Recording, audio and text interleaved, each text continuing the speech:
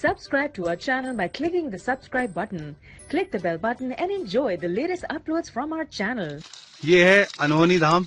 यहाँ पर आग निकलती है पानी से, आप देख सकते हैं।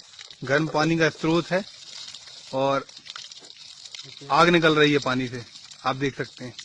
बाटल भी से लग रही है। बाटल जल जाएगी। ये पेपर जला के देखिए आप हाथ का, ये पेपर जलेगा। ये देखिए, ये आग लग गई है पेपर में।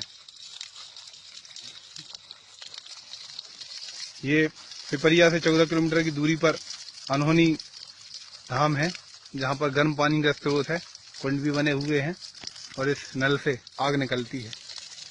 इसमें आग माचिस से आपको लगानी पड़ेगी और आग जल जाएगी। यहाँ पर हमारे साथ हमारे मित्र संतोष गोस्वामी घूमने आए हैं और हमारे एक मित्र भाई टीडी भाई आए हैं और मैं आपको ये वीडियो बनाकर दिखा रहा हूँ। पसंद आई है तो आइए कभी घूमने के लिए अनहोनी को।